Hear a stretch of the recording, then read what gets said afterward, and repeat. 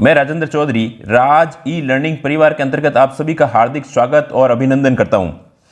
आपके दिए गए प्यार का आभार प्रकट करता हूं और दिए गए सम्मान के भी बहुत ज़्यादा आभारी रहूँगा। अब देखो, अपन लोग जो चीज़ पढ़ रहे हैं, इस टेस्ट का रिव्यू कर रहे हैं जो अपने टेस्ट दिया था आपने, और टेस्ट देना मस्ट है। देखो, यदि आप 160 लोग एनरोल हो रहे हो और नियर अबाउट 60 के आसपास ये एग्जाम दे पा रहे हो, और यही कंडीशन रहती है लास्ट तक भी, यही कंडीशन लास्ट तक भी रहती है। फॉर्म ज़्यादा भरे जाते हैं, परीक्षा देने वाले और कम होते हैं, और उसके अंतर्गत सीरियस तैयारी करने वाले बहुत ही कम लोग हो जाते हैं। तो लेट्स स्टार्ट। आप लोग यदि इस युद्ध के अंतर्गत कूद चुके हैं तो आप पूरा मनोयोग के साथ में तैयारी करें, पूरी ताकत के साथ में तैयारी करें। अब देखो, एक बात कहना चाहूँगा, जो एक मूवी थी MC मैरी कॉम की, MC मैरी कॉम की थी।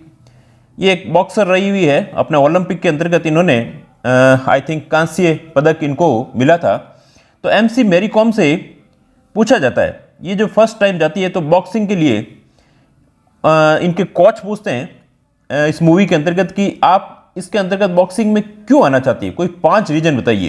तो 5 बार कहती है कि आई लव बॉक्सिंग। तो इट मीन्स यहां कहने का संदर्भ यह है कि आप अपने जो ईओ है या आप इसकी तैयारी कर रहे हैं, तो आप अपने काम से पैशन रखिए, इसके अंतर्गत आपकी पूरी ताकत झोंक दीजिए, तभी काम बैठेगा।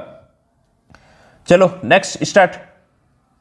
देखो, अपन ने जो टेस्ट लिया था, इस टेस्ट के अंतर्गत जो फर्स्ट रैंक है वो बालाबाई जी इनकी जाट की है, 44.8 है। सेकंड रैंक से डरना नहीं है, ये मेरी गुड़िया की है, इससे सिर्फ आपको टेस्ट साथ में कंडक्ट किया जाता है उसकी वजह से। और सेकंड रैंक इनकी हर्ष शर्मा जी की, थर्ड मनोज जी की, फोर्थ अशोक कुमार जी की, फिफ्थ मुकेश कुमार जी की 39.6 के साथ में, सेवंथ अमित सांकला जी की, 8th सैम की, 9 सुधा जी की, और 10 हर्षिक चौधरी की, 11 अपने मोहम्मद जी यासीन की, 12 P जहांगीर की, 13 हेमंत कुमार जी की, 14 सुमन स्वामी की, मनोज सिंह जी की, रेखा शर्मा की, चंचल धाकड़ की, 18 महावीर सिंह जी की, 19 सुनील कुमार जी की, और ये अपने RKY जिनका भी नाम है उनकी है। अब देखो, आप इसके अंतर्गत सही में काफ़ी कुछ अच्छा स्टैंड कर रहे हैं। आप पूरे मनोयोग के साथ और ताकत के साथ में लग जाइए। चलो, इसके साथ ही अपन नेक्स्ट टेस्ट की भी घोषणा कर देते हैं, जो अपना फोर्थ टेस्ट है। इसको भी टेलीग्राम पर भी डाल देंगे। ये 7 से लेकर के 8:30 के बीच के अंतर्गत ही रहेगा। देखो, संयम में एक युद्ध है अपने विरुद्ध। आप अपने ऊपर कितना नियंत्रण रख पाते हैं, आप अपनी कितना संयम पूर्ण से काम कर पाओगे, कब हंसना है और कब रोना है, ये भी इसी को ही कहते हैं संयम, ठीक ना। इसके अंतर्गत आपकी इंद्रियों पर भी आपको कंट्रोल रखना पड़ेगा, कब कहाँ बाहर जाना है, कब नहीं जाना है, ठीक नहीं। मन करेगा शादी में जाऊं, मन करेगा बर्थडे में जाऊं, मन करेगा वहां जाऊं, नहीं, मुझे ईओ बनना है। इसलिए अपने आप पर इसमें कंट्रोल संयम रखना आपको, है ना, यही है इंद्रियों पर कंट्रोल रखना। अब देखो, पार्ट ए पोर्शन है, इसमें अपन ने ऐतिहासिक राजस्थान की प्रारंभिक ईस्वी काल के महत्वपूर्ण ऐतिहासिक केंद्र और प्राचीन राजस्थान में समाज, धर्म और संस्कृति, इसका जो अपने राजस्थान बोर्ड की किताब थी उसका मैटर मैंने अपने टेलीग्राम चैनल पर भी डाला हुआ है। अब जो नेक्स्ट चैप्टर रखा है, इसके अंतर्गत देखो, मध्यकालीन राजस्थान और प्रशासनिक राजस्व व्यवस्था, इस चैप्टर को भी अपन अपने टेलीग्राम चैनल पर डाल देंगे। अब देखो, इसके अंतर्गत कई लोग कह रहे थे कि इसमें मैटर मिला नहीं, और बहुत सारा मैटर तो वही है जो राजस्थान बोर्ड की किताब के अंतर्गत दिया हुआ। It is sufficient for you, आप सबके लिए बहुत अच्छा मैटर दिया हुआ है, और अच्छा उसी को ही आप लोग रीड आउट करिए। अब इसके अलावा कोई चीज नहीं मिलती है, जैसे कोई टेस्ट पेपर दे रहे हो, तो वो उसके अंतर्गत वैल्यू ऐड करते रहिए। आपसे कोई चीज कभी कभी नहीं भी हो रही है तो उससे पैनिक नहीं होना, घबराना नहीं है, ठीक ना, उसको अपन को वैल्यू ऐड करते रहना है। नेक्स्ट देखिए, जो पॉलिटी का पोर्शन है, उस पॉलिटी के अंतर्गत अपन ने जो संविधान संशोधन पहले भी थे, वापस से रिपीट रिवीजन कर रहे हैं। इसके अलावा जो उद्देशिका तथा मूल अधिकार है, उद्देशिका तथा मूल अधिकार से संबंधित चीजें भी इसके अंतर्गत आएगी। फिर जो अंतरराष्ट्रीय क्रोनोलॉजी है, वो अगस्त 2022 की संपूर्ण अगस्त माह की क्रोनोलॉजी को आपको पढ़ लेना है। और जो ये अपना नेक्स्ट ये अक्टूबर चल रहा है, इस अक्टूबर के अंतर्गत अपन लोग क्या करेंगे, जो सितंबर और अक्टूबर है अपना बैकलॉग है वो भी इस क्रोनोलॉजी को अपन कवर कर लेंगे। देखो स्टार्टिंग में थोड़े कम दिए जा रहे हैं और जो एक्ट चल रहा है उसकी धाराएं आप याद कर रहे हैं, साथ साथ में पूरा लर्न करने का प्रयास कर रहे हैं, इसलिए ये जो पार्ट फर्स्ट है इसको अपन थोड़ा थोड़ा धीमे ले रहे हैं। इसका रीजन है जैसे ही अपना पार्ट सेकंड हो जाएगा, पार्ट सेकंड होते ही अपन इसके अंतर्गत इस प्रकार से टेस्ट को डिजाइन करेंगे कि नवंबर तक ही अपन एक बार अपना पूरा ओवरव्यू सिलेबस से हो जाए। फिर नेक्स्ट अपन धीरे धीरे जैसे फर्स्ट टाइम अपन 3 महीने में 2.5 से 3 महीने में सिलेबस को कंप्लीट कर रहे हैं, फिर 2 महीने में करेंगे, फिर एक महीने के अंतर्गत, फिर 15 दिन के अंतर्गत भी अपन इस प्रकार से अपने सिलेबस को कंप्लीट करते रहेंगे। जो पार्ट बी है, पार्ट बी के अंतर्गत जो राजस्थान नगरपालिका अधिनियम 2009 है, इसमें धारा 67 से 75 तक पहले हो चुका था। अब जो अध्याय 5 रखा गया है उसके अंतर्गत अपन कंप्लीट नहीं कर पाए थे। 76 से 78 तक नगरपालिका वित्त और नगरपालिका निधि है, इसको तो कंप्लीट करना ही है। और जो अध्याय 7 है, अध्याय 6 आपके सिलेबस के अंतर्गत नहीं है, अध्याय 7 है, ये आपको याद हो जाना चाहिए। वैसे तो धारा 1 से लेकर के 140 तक है, 101 तक, पर अपन इसके अंतर्गत अभी तक इतना ही टारगेट ले रहे हैं। 101 से लेकर के 105 जो नगरपालिका का राजस्व है इसको आपको अच्छे से पढ़ लेना है। नेक्स्ट जो योजनाएं, इस बार अपन ने वैसे 2-3 योजनाएं पढ़ ली है। ये अपने अमृत मिशन और इंदिरा गांधी क्रेडिट कार्ड योजना इस बार के अंतर्गत आपको रहेगी। आप योजनाओं वाला वीडियो जरूर देखें, इनको हमने बहुत अच्छे से डिजाइन किया है।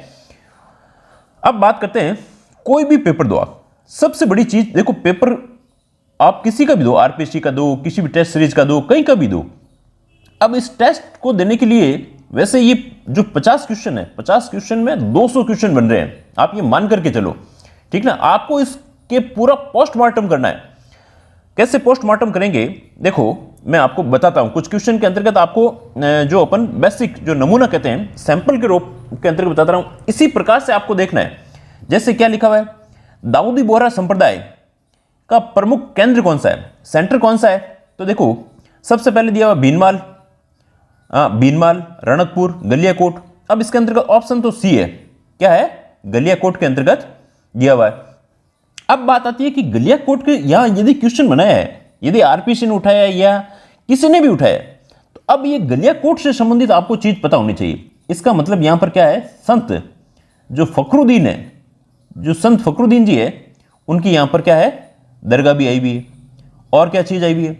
अब इसके साथ में ये ऑप्शन क्यों दिए गए भाई, तो ये ऑप्शन भी कुछ न कुछ फेमस जगह है। ओसिया के अंतर्गत क्या चीज है, ये हिंदू वे यहां पर जैन मंदिर बने हुए हैं, जो कब के हैं, 9वीं से लेकर के 12वीं शताब्दी के, 9वीं से लेकर के 12वीं शताब्दी तक के यहां पर मंदिर भी आए हुए हैं।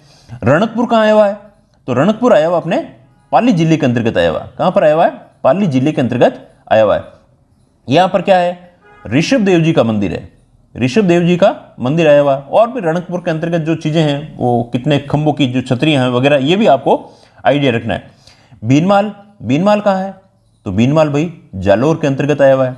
भीनमाल के अंतर्गत भी किस लिए प्रसिद्ध है, तो यहां पर जैसे माघ, ब्रह्मगुप्त इत्यादि यहां आए हुए हैं। तो अब आपने इसका क्या किया है, पूरा पोस्टमार्टम किया, पूरा खोल करके देखा है क्वेश्चन के अंतर्गत किस प्रकार का क्वेश्चन और भी क्वेश्चन आ सकते हैं। तो अब आपको गलियाकोट के बारे में, दाऊदी बोहरा संप्रदाय के प्रमुख चीजों को साथ साथ में ये भी अपन चीजों को ध्यान रख सकते हैं। तो क्वेश्चन के अंतर्गत पूरा एनालिसिस करें, जब आप पूरा पेपर दे दें एनालिसिस करें, और जिस क्वेश्चन के अंतर्गत भी आपको डाउट लगता हो और वो मुझे जरूर भेजें। यदि आपको भेजना हो तो 9413621099 पर आप मुझे व्हाट्सएप कर दें, सर इसके अंतर्गत डाउट है, तो मैं उस क्वेश्चन का रिव्यू कर लूंगा। एक चीज, यदि अभी भी किसी ने टेस्ट सीरीज ज्वाइन नहीं की है, तो आप how to join free test series वाला वीडियो देखें, बिल्कुल फ्री टेस्ट सीरीज है। इसके अंतर्गत आपका कोई ऐसा पैसा नहीं लिया जा रहा है, आप अच्छे से पूरी तसल्ली से क्यों एग्जाम को दें, ठीक ना। नेक्स्ट देखिए, दूसरा नंबर क्वेश्चन, राजस्थान में वैष्णव धर्म के प्राचीनतम साक्ष्य कहां से मिले। अब बात क्वेश्चन आ रही है, राजस्थान में वैष्णव धर्म के प्राचीनतम साक्ष्य कहां से मिले। देखो सबसे पहले मैं आपको ऑप्शन तो बता ही देता हूं, ये कहां पर है, गोसुंडी के अंतर्गत मिले। अब आपको गोसुंडी के बारे में पूरा पता होना चाहिए, इसका मतलब अपन को अभिलेखों की जानकारी होनी चाहिए। तो गोसुंडी कहां गया है, तो अब इस बार क्या क्वेश्चन बन जाएगा कि ये चित्तौड़गढ़ के अंतर्गत आया हुआ। अब ये किस भाषा के अंतर्गत लिया हुआ है, तो ये संस्कृत भाषा के अंतर्गत आया हुआ है। अब इसको किसने पढ़ा है, तो ये भी क्वेश्चन बन सकता है। Doctor R Bhandarkar, doctor R Bhandarkar ने इसको पढ़ा है। कब का है, ये 2वीं शताब्दी का है, द्वितीय शताब्दी का आया हुआ है। अब आपको बिजोलिया के बारे में थोड़ी सी जानकारी होनी चाहिए। इसका पोस्टमार्टम देखोगे 50 क्वेश्चन में आपको टाइम लगेगा, उसी के उसी दिन आप लोग कंप्लीट कर दीजिए। ये भीलवाड़ा के अंतर्गत आया हुआ है। ये अपने चौहानों के जो उनसे संबंधित आता है, ठीक नहीं, उनको वंश गोत्री वगैरह जो भी बताया है इसके बारे में दिया हुआ है। अब जो कीर्ति स्तंभ है, कीर्ति स्तंभ ये भी कहाँ आया हुआ है, चित्तौड़ के अंतर्गत आया हुआ है। तो इनके बारे में आपको बेसिक चीजें पता होनी चाहिए। अब इस कीर्ति स्तंभ के बारे में और क्या है, इसे बनाने वाले कौन थे, तो कवि अत्रि थे, कवि अत्रि थे। और इसके बारे में फिर ये एक्सपायर हो गए तो इसके पुत्र जो मैष भट्ट ने इसको बनाया था। हस्ती कुंडी किससे संबंधित है, तो हस्ती कुंडी ये पाली के अंतर्गत आया हुआ। कब का है, तो ये 1977 के आसपास का आया हुआ। और भी इसके अंतर्गत जो जानकारी है, ऐसे अपन क्वेश्चन की सारी चीजें जानकारी लेते हैं तो अपन उसके अंतर्गत मास्टर बनते जाते हैं। नेक्स्ट 3 नंबर क्वेश्चन लीजिए। 3 नंबर क्वेश्चन दिया गया है, प्रशंसा में लिखी गई अभिलेख को क्या कहा जाता था, प्रशस्ति कहा जाता था। इसका मतलब कि वो 8-9 जो पॉइंट आते हैं, प्रशंसा में लिखे गए, जो मृत्यु पर लिखे गए, ये किस प्रकार के अभिलेख लिखे जाते हैं, इनके बारे में जानकारी देता है। नेक्स्ट क्वेश्चन देखिए, 4 नंबर क्वेश्चन आ रहा है। निम्नलिखित में से किस विद्वान ने राजपूतों की उत्पत्ति अग्निकुंड से बताई है। अब आगे जैसे सीधा पहला ऑप्शन बता देता हूं, इसमें डी ऑप्शन आएगा, कवि चंद्रबदाई ने कहा था। और कहां कहा था, तो पृथ्वीराज रासो के अंतर्गत कहा था, पृथ्वीराज रासो के अंतर्गत इनको कहा था। डॉक्टर भंडारकर ने राजपूतों को क्या कहा है, तो इन्होंने यहां पर क्या कहा है, ब्राह्मण कहा है। इसका मतलब यहां से जो राजपूतों की उत्पत्ति से संबंधित क्वेश्चन है, ये क्वेश्चन यहां से बन सकता है। कर्नल जेम्स टॉड ने इनको क्या कहा था, ये विदेशी बताया था, शक या सीथियन से संबंधित चीजें बताई गई थी। तो आपको क्वेश्चन की पूरी पोस्टमार्टम करते हुए ही चलना है, अच्छे से देखना है, उसका खोल करके देखना है। पोस्टमार्टम का सीधा सा यहां पर अर्थ ये है। अब देखो, साबी नदी के तट पर प्राचीन राजस्थान की सभ्यता का स्थल कौन सा प्राप्त हुआ है। लगभग सभ्यताएं नदियों के किनारे लोग बसते थे, क्योंकि नदी के किनारे वहां उपजाऊ क्षेत्र होता था और लोगों के बसने के लिए रहता था। अब सीधा सा ऑप्शन तो इसका है डी, जोधपुरा। अब जोधपुरा कहां है, वह ये कोटपुतली के पास आया हुआ, जयपुर के अंतर्गत है कोटपुतली, वहां पे इस आया हुआ है। कब इसकी खुदाई की गई, तो 1972 और 73 के अंतर्गत की गई। कौन थे इसके अंतर्गत, तो आरसी अग्रवाल थे। और कौन थे, विजय कुमार थे, और विजय कुमार जी थे। तो अब इसके अलावा जो दूसरे ऑप्शन दिए हुए हैं, ये भी अपन को पता होना चाहिए। ये किससे संबंधित है भाई, गिलंडू है, राज संबंध के अंतर्गत आया हुआ, राज संबंध के अंतर्गत आया हुआ। और क्या है, ये ताम्रयुगीन सभ्यता का है, एक प्रकार का आहड़ का प्रसार है। नगरी कहां आ गया है, तो चित्तौड़गढ़ के अंतर्गत आ गया। बरौर कहां आया हुआ है, तो बरौर श्री गंगानगर के अंतर्गत आ गया। तो इसका मतलब कि बाद में दूसरे क्वेश्चन बन सकते हैं, बरौर, नगरी, गिलंडू, और बने हुए भी हैं और वापस भी वही बनेंगे। तो आपको अच्छे से इनको देखते हुए जाना है। 6 नंबर क्वेश्चन देखिए, निम्नलिखित में से कौन सा अभिलेख चित्तौड़ के प्रारंभिक इतिहास के बारे में बताता है। तो प्रारंभिक इतिहास के बारे में सीधा पहले तो ऑप्शन देख लीजिए, मानमोरी का अभिलेख आता है।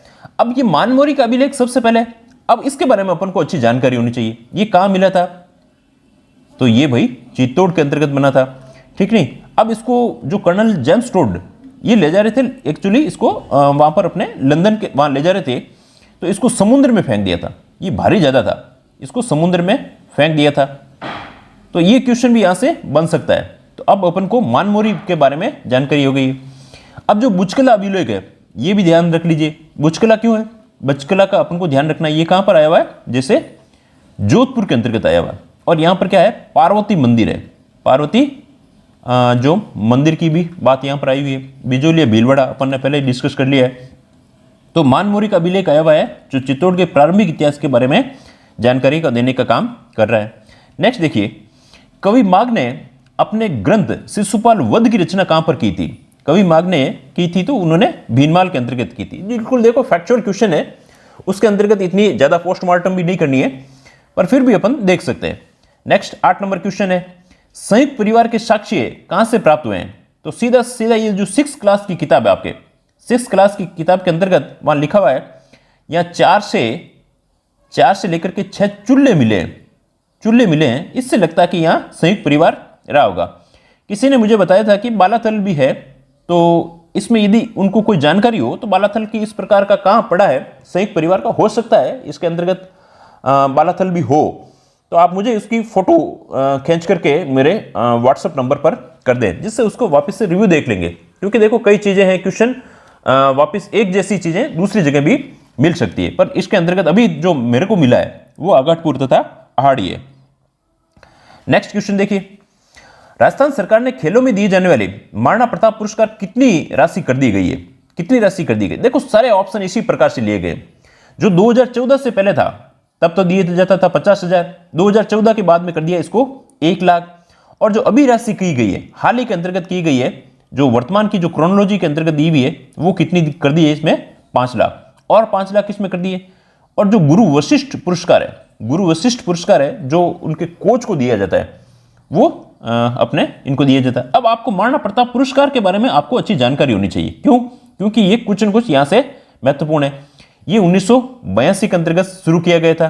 गुरु वशिष्ठ कब कर दिया गया था? 1985-86 के आसपास इसको शुरू किया गया था। तो ये भी चीजें आप जानकारी रख सकते हैं। अब ये 25 लाख राशि कहां दी जाती है? तो 25 लाख राशि दी जाती है अपने जो पुरस्कार है, जो राजीव गांधी से अपने कर दिया है 29, देखो राजीव गांधी के बाद में जो अपने हुए थे ना, अपने मेजर ध्यानचंद, सॉरी इसका नाम अब क्या कर दिया है? मेजर ध्यानचंद पुरस्कार कर दिया है। उसके अंतर्गत जो राशि है वो 25 लाख की हुई है।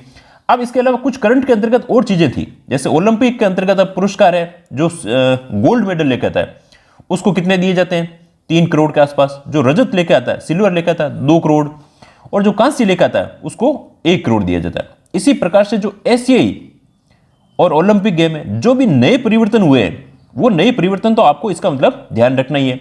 उसमें वही गोल्ड के अंतर्गत 1 करोड़ रुपए, सिल्वर के अंतर्गत 60 लाख, और जो कांस्य पदक है उसके अंतर्गत 30 लाख के आसपास की राशि दी जाती है। तो आपको इनका ओवरव्यू इनका भी पता होना चाहिए। नेक्स्ट देखिए, निम्न में से कौन सा स्थान पैरा खेल अकादमी बनेगी? तो ये अभी की उसके अकॉर्डिंग था तो ये जोधपुर था। वैसे क्या है, जो 2022-23 का बजट है, वहां पर पैरा ओलंपिक खेल की जो घोषणा हो रखी है, जयपुर एंड जोधपुर दोनों है। तो आपको रखना है, ये अभी इसके अंतर्गत जो बजट जारी किया था 14 करोड़ के आसपास, वो जोधपुर का था, इसलिए इस क्वेश्चन के अंतर्गत थोड़ा जोधपुर एप्रोप्रिएट है। बाकी जोधपुर और जयपुर दोनों ही सही है, ठीक ना, आपको इसमें ध्यान रखना है। नेक्स्ट देखिए, जो पॉलिटी के क्वेश्चन आ रहे हैं, पॉलिटी के अंतर्गत दिया हुआ है, संविधान सभा पूर्णतः निर्वाचित निकाय थी और डॉक्टर सच्चिदानंद सिन्हा को संविधान सभा का अस्थायी अध्यक्ष चुना गया था। अब इसमें असत्य कथन चुनना है। कौन सा चुनना है? असत्य कथन चुनना है। तो ये पूर्णतः निर्वाचित ऐसा कुछ भी नहीं था, ठीक नहीं, तो ये केवल एक आ रहा है। सच्चिदानंद सिन्हा को संविधान सभा का अस्थायी अध्यक्ष चुना गया था। अस्थायी अध्यक्ष बिल्कुल चुना गया था। और क्यों चुना गया था? क्योंकि ये उस समय के सबसे वरिष्ठ व्यक्ति थे। वरिष्ठ व्यक्ति के आधार पर इनको चुना गया था। स्थायी किससे चुना गया था? तो स्थायी डॉक्टर राजेंद्र प्रसाद को चुना गया था। डॉक्टर राजेंद्र प्रसाद को क्या चुना गया था? स्थायी अध्यक्ष हुआ था। और सबसे पहली बैठक कब हुई थी ये भी ध्यान रख लीजिए, संविधान सभा की 9 दिसंबर 1946 को पहली बैठक हुई थी। नेक्स्ट क्वेश्चन देखिए, निम्नलिखित में से किस संवैधानिक समिति के अध्यक्ष सरदार वल्लभ भाई पटेल थे? प्रांतीय संविधान समिति, मूल अधिकार, अल्पसंख्यक और उपयुक्त सभी। तो उपयुक्त सभी तो ये सब के थे नहीं, ये अपने प्रांतीय संविधान सभा समिति थी। प्रांतीय संविधान सभा समिति थी। 11 के अंतर्गत ऑप्शन ए था ना। चलो ठीक है, देखो इसमें प्रांतीय संविधान सभा समिति और किसके थे? ये जो परामर्श समिति है, परामर्श समिति है, इसका मतलब समितियों के अध्यक्षों को अपन को देखना है। मूल अधिकार उप समिति के जेबी कृपलानी थे। अल्पसंख्यक उप समिति के कौन से? एससी मुखर्जी थे। एससी मुखर्जी थे। अपन देखो एक क्वेश्चन के अंतर्गत 50 क्वेश्चन नहीं कर रहे हैं, 200 क्वेश्चन कर रहे हैं, इसलिए आपको इसको अच्छे से देखते हुए चलना है और तुरंत का तुरंत ही पढ़ लीजिए। ऐसा नहीं कि वापस से इसको मैं और रिव्यू करूंगा, देखूंगा, कुछ नहीं, फटाफट किया काम और नक्की। संविधान सभा द्वारा किए गए अन्य कार्य निम्न से क्या थे?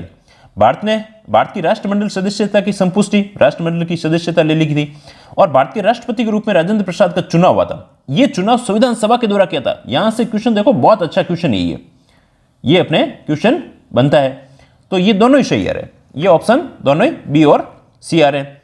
नेक्स्ट क्वेश्चन देखिए, हमारे संविधान में समाजवादी, धर्मनिरपेक्षता और राष्ट्र की एकता और अखंडता शब्द जोड़े गए। ये इस प्रकार से शब्द नहीं जोड़े गए थे। यहां पर एकता था, अपने अखंडता था, जो धर्मनिरपेक्षता, ये मूल शब्द वहां अगर इंग्लिश के अंतर्गत वर्जन देखोगे तो धर्मनिरपेक्षता आता है। राष्ट्र की एकता और अखंडता, ये ऐसा जिस प्रकार से ये लैंग्वेज ऐसा लिखा हुआ है, ऐसे शब्द नहीं जोड़े गए थे। उसमें समाजवादी, पंथ निरपेक्षता और अखंडता वगैरह शब्द जोड़े गए थे। इसलिए इसके अंतर्गत क्या होगा, उपयुक्त में से कोई नहीं होगा। तो इसमें आपको क्वेश्चन ऐसा था कि बिल्कुल पर्टिकुलर लैंग्वेज पर ध्यान देकर के क्वेश्चन को करना था। नेक्स्ट देखिए, राज्य के नीति निर्देशक तत्व है। राज्य के नीति निर्देशक तत्व का उद्देश्य क्या है? तो सीधा सा ऐसे सकारात्मक निर्देश निर्धारित करना जो राज्य नीति को सभी मार्गदर्शित करते हैं। ये देखो क्वेश्चन थोड़ा सा आउट ऑफ सिलेबस भी था, इस बार आना था, पर वो क्वेश्चन एक्चुअली समय कम होने से किसी से मंगवाए थे, मेरे मित्र से, तो उन्होंने ये भेज दिया था और मैंने भी इसके अंतर्गत डाल दिया था। ठीक ना। नेक्स्ट देखिए, स्वर्ण सिंह समिति द्वारा संविधान के कितने मूल कर्तव्य जोड़ने का सुझाव दिया गया? ये भी क्वेश्चन थोड़ा सा आउट ऑफ उसके अंतर्गत, सिलेबस के अंतर्गत है, पर 8 क्वेश्चन दिया हुआ है। चलो, राष्ट्रपति और मंत्रिपरिषद के मध्य वर्तमान संबंध निम्नलिखित में से किस अधिनियम के उपबंधों में शासित किए गए हैं? तो इसमें आपको ध्यान रखना है कौन सा है, 44वां संविधान संशोधन है। इसका मतलब आप देखो यहां दिए हुए 44 और 42वां संविधान संशोधन, इनको आपको अच्छे से पढ़ना है। यहां से क्वेश्चन हमेशा ही बन रहे हैं, तो देख लीजिए। नेक्स्ट क्वेश्चन देखिए, संविधान की प्रस्तावना समझती है राज्य की प्रकृति के बारे में, ठीक है। स्वतंत्र भारत को प्राप्त किए जाने वाले आदर्शों के बारे में, तो ये बिल्कुल दोनों ही सही ऑप्शन आ रहे हैं ना। थोड़ा फटाफट भी अपन पढ़ लेते हैं क्योंकि समय आपके ज्यादा लगेगा इसमें। नेक्स्ट देखिए, जर्मनी के वाइमर संविधान में निम्नलिखित में से कौन सा लक्षण भारतीय संविधान के लिए लिया गया है? तो ये किस किस अपने कहां से कौन कौन सी चीजें ली गई है, ये भी ध्यान रखना है। जैसे ये आयरलैंड से लिया गया है, कौन सी चीजें कहां से ली गई है। तो इसके अंतर्गत राष्ट्रीय आपातकाल के दौरान मौलिक अधिकारों के निलंबन संबंधी प्रावधान लिए गए हैं। नेक्स्ट देखिए, निम्नलिखित शब्दों पर गौर कीजिए। समाजवादी, लोकतांत्रिक, संप्रभु और धर्मनिरपेक्ष, इन शब्दों को प्रस्तावना में सही क्रम में है। देखो प्रस्तावना के क्वेश्चन इस बार आएंगे, कुछ क्वेश्चन इस बार आ गए हैं, आगे आपको इसमें अपन पूरा ध्यान रखेंगे कि पूरा जो सिलेबस है उसी के अकॉर्डिंग आपके सिलेबस में क्वेश्चन आए ना। अब देखो जो संविधान की प्रस्तावना है, प्रस्तावना के आपको एक एक वर्ड याद कर लेना है। ये संपूर्ण प्रभुत्व है, संपूर्ण प्रभुत्व संपन्न, समाजवादी, पंथ निरपेक्ष, लोकतंत्रात्मक गणराज्य बनाने के लिए। तो इसके अंतर्गत सबसे पहले यदि अपन देखेंगे तो सबसे पहले अपन संप्रभु की बात आती है, ठीक नहीं, संप्रभु, उसके बाद में समाजवादी के बाद में वैसे पंथ निरपेक्ष या धर्म निरपेक्ष लिखा है इंग्लिश वर्जन के हिसाब से भी आपको सही करना है, और लोकतांत्रिक गणराज्य, क्योंकि इसमें कोई नहीं दिया हुआ है, तो आपको ऑप्शन इस प्रकार से समझते हुए अंडरस्टैंडिंग से आपको क्वेश्चन करने हैं। नेक्स्ट देखिए, ये आपके करंट के क्वेश्चन आ गए, और अपन ने करंट के अंतर्गत जो राजस्थान से संबंधित है उनको ज्यादा क्वेश्चनों के लिए हुआ है। पोषण स्वराज अभियान जिला प्रशासन द्वारा गर्भवती महिलाओं में कमजोर और शिशुओं है ना, शिशुओं में शिशु होता है ना, शिशु के कुपोषण से बचाने के लिए जो संचालित की गई है वो योजना क्या है? अब ये योजना बांसवाड़ा के अंतर्गत की गई, ठीक नहीं, योजना बांसवाड़ा के अंतर्गत की गई, जिला प्रशासन के द्वारा की गई, और ये वैसे संचालित कैसे हो रही है? आंगनवाड़ी के माध्यम से चल रही है, आंगनवाड़ी के माध्यम से संचालित की जा रही है, ये इसके अंतर्गत है। प्रकाश एक अभियान है, तो यहां क्वेश्चन वाले विद्युत देख करके, अपने बिजली देख करके, महिलाओं के कुपोषण देख करके, ऐसा आपको कंफ्यूज नहीं होना है। ये नागौर में बच्चों के नामांकन बढ़ाने के लिए जो जिला प्रशासन और बाल कल्याण समिति, जिला प्रशासन और बाल कल्याण समिति के तत्वाधान में दोनों ने मिलकर के इस प्रकार की योजना क्या है, जो इसमें नामांकन को बढ़ाना है, ड्रॉप आउट के आधार पर दोबारा शिक्षा से जोड़ना है, आओ चले प्रकाश की ओर और पढ़े पढ़ाए बच्चों की ओर, इस प्रकार से इसके अंतर्गत पूरी थीम के साथ में ये काम दिया हुआ है।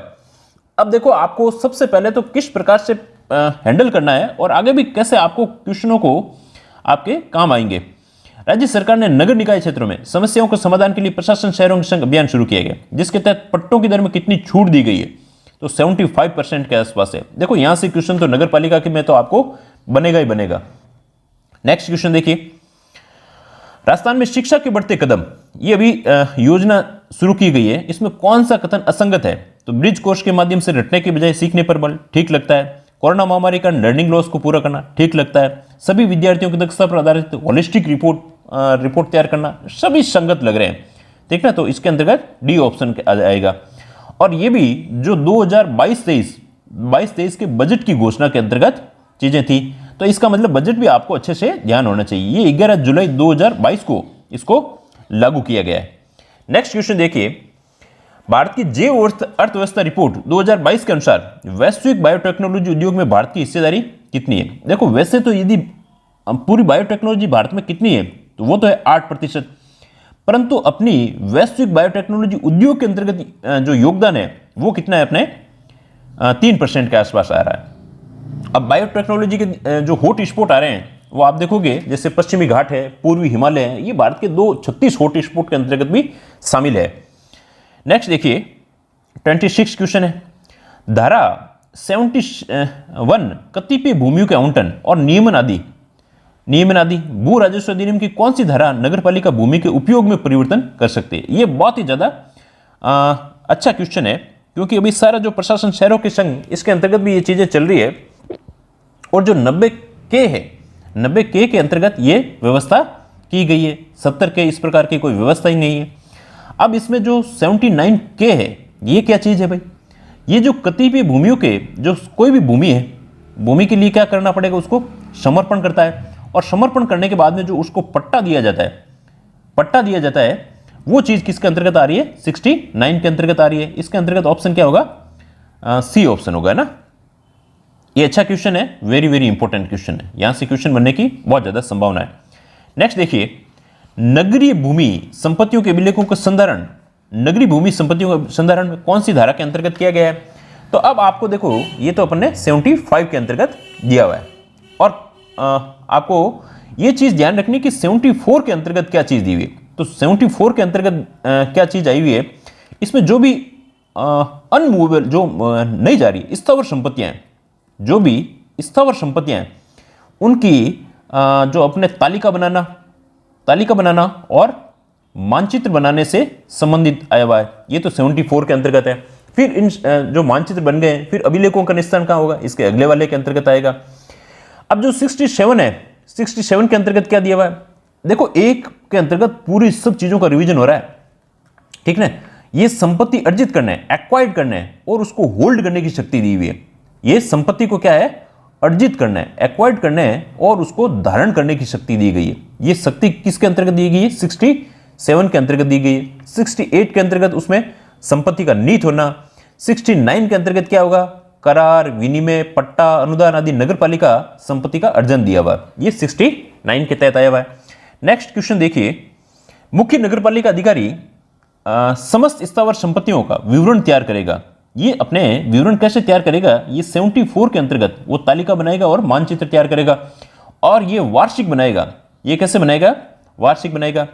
एक प्रति तो देगा नगरपालिका को देगा, और एक प्रति वह अपने जो निदेशक है स्थानीय निकाय के, जो डायरेक्टर हैं, उन डायरेक्टर साहब को भी एक प्रति दी जाएगी। ये यहां से देखो क्वेश्चन दोनों ही बन रहे हैं। अच्छा आ रहा है, 74 के अंतर्गत इस प्रकार का विवरण और मानचित्र बनाने की बात कही गई है। नेक्स्ट क्वेश्चन देखिए, किस धारा के तहत रूपांतरण शुल्क के भुगतान पर लीज होल्ड को फ्री होल्ड में बदला जाएगा। देखो यदि इस धारा, इसके अंतर्गत ऑप्शन तो डी ऑप्शन है, डी ऑप्शन आ रहा है। इसके अंतर्गत यदि आपने देखो इंग्लिश के अंतर्गत पढ़ा है, तो सीधी सीधी बात है, transfer to be on free hold और लीज होल्ड बेसिस, इसके आधार पर ये 73 दिया हुआ है। वापिस से वही धाराएं आ रही है, ध्यान रख लीजिए। 74 के अंतर्गत क्या चीज दी हुई है, तो भाई 74 में दी हुई है, अभी अपन ने बात की थी, स्थावर जो संपत्ति है, स्थावर संपत्ति की तालिका बनाना और उसका मानचित्र बनाना इसके अंतर्गत आ रहा है। 55 के अंतर्गत क्या चीजें दी हुई है, जो समितियां दी हुई है वो 55 के अंतर्गत दी हुई है। 60 क के अंतर्गत क्या दिया हुआ है, ये जो भूमि है वो नगर पालिका के अंतर्गत नीत होना और उसका किस प्रकार से नगर पालिका की भूमि का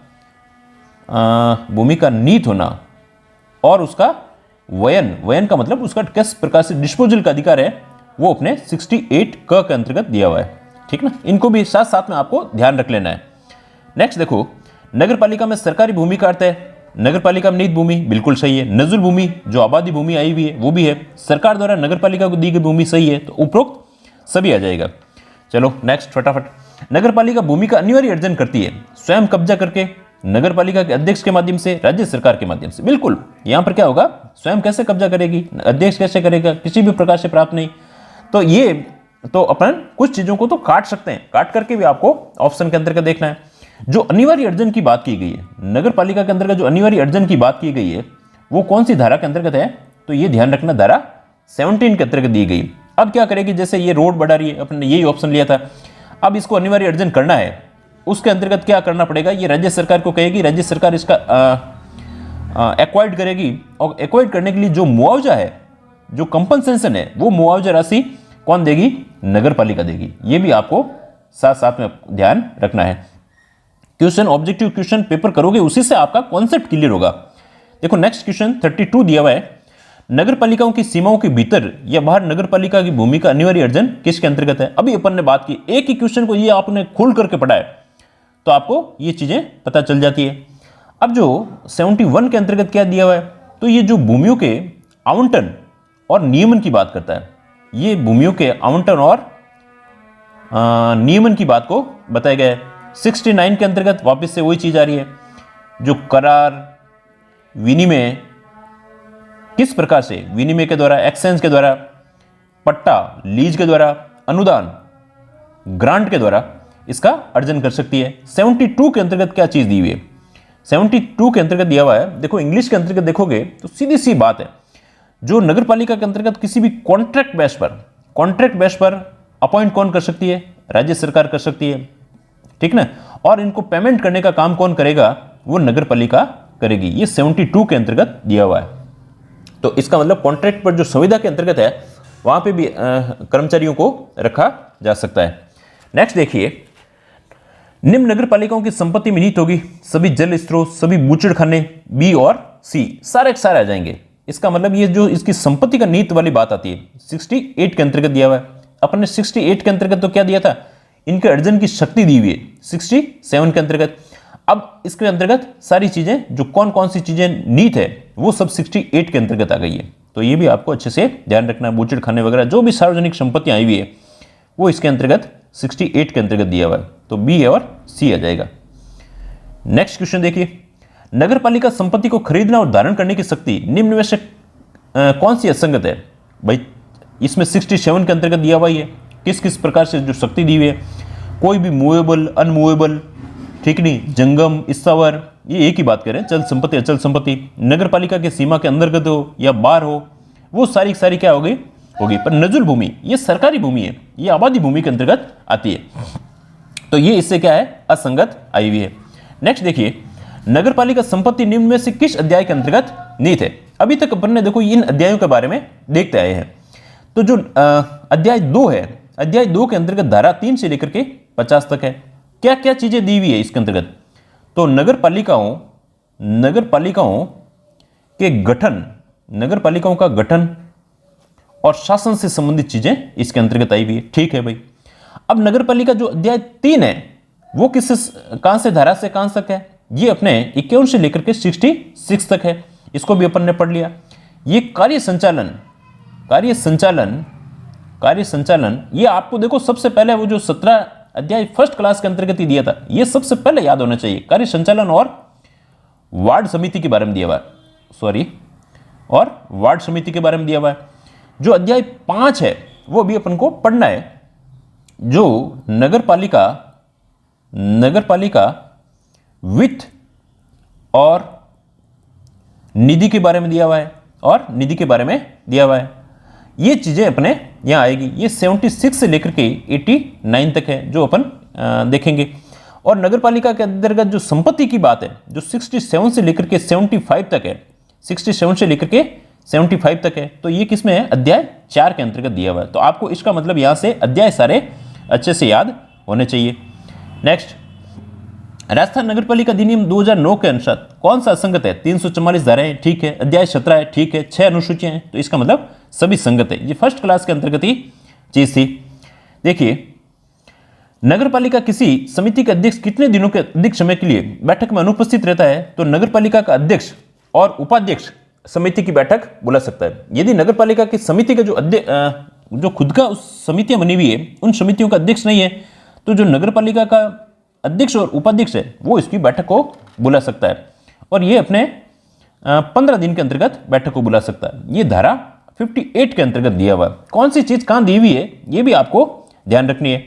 नेक्स्ट क्वेश्चन देखिए, राजस्थान नगरपालिका अधिनियम 2009 के तहत अतिरिक्त समितियों का प्रावधान 51 से लेकर के 75 तक वार्ड तक किया गया है। ये अमेंडमेंट करके जोड़ा गया है, तो इसको आपको अच्छे से ध्यान रखना है।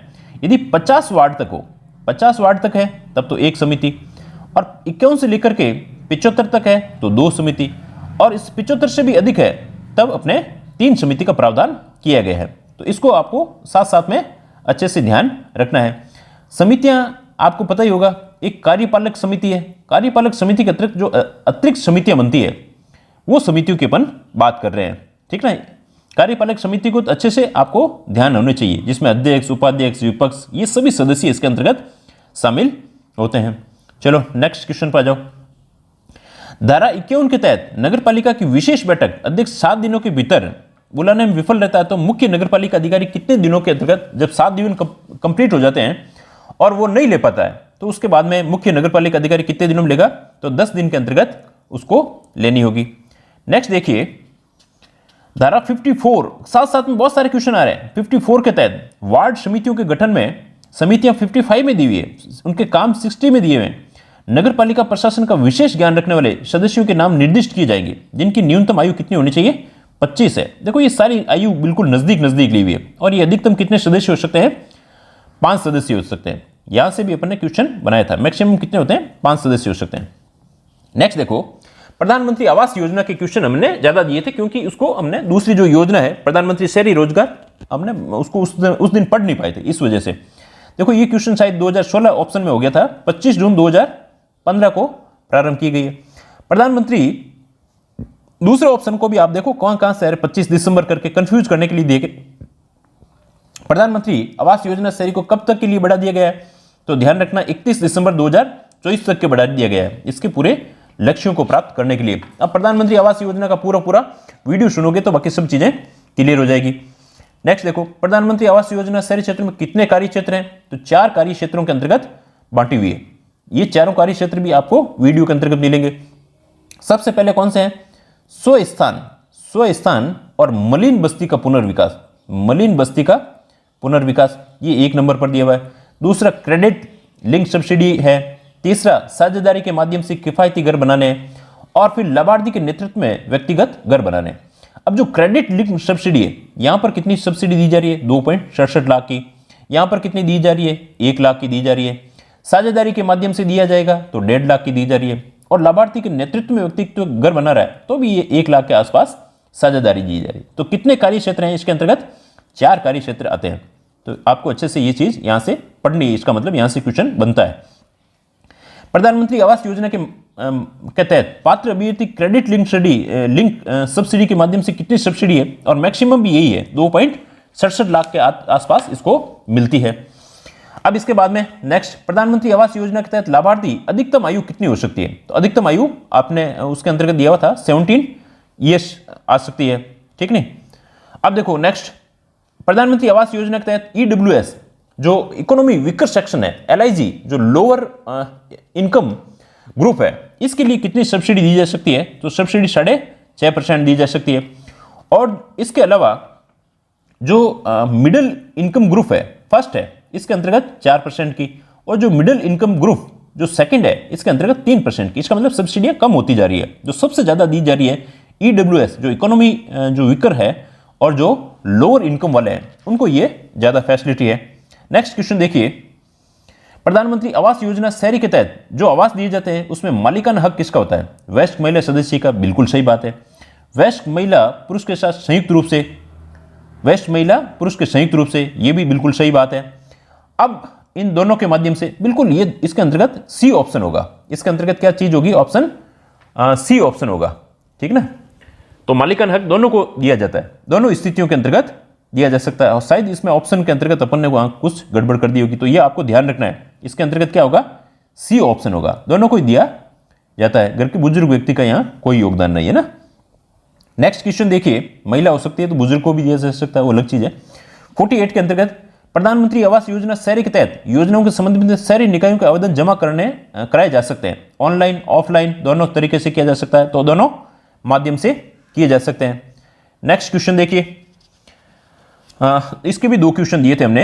इंदिरा गांधी जो शहरी रोजगार गारंटी योजना के तहत शहरों में जरूरतमंद परिवारों को कितने दिन के रोजगार दिए जाते हैं? तो ये कितने दिन के लिए? 100 दिन के रोजगार के लिए योजना को प्रारंभ किया गया है।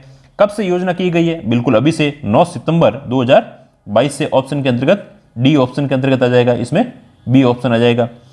तो आई होप आप अच्छे से पढ़ रहे होंगे। पूरे पेपर को हमने किस प्रकार से अच्छे से आपको पढ़ना कैसे है, हाउ टू रीड इट, इनको किस प्रकार से इनकी पोस्टमार्टम कैसे खोल खोल करके क्वेश्चनों को देखना है और आपको अच्छे से पढ़ते हुए जाना है।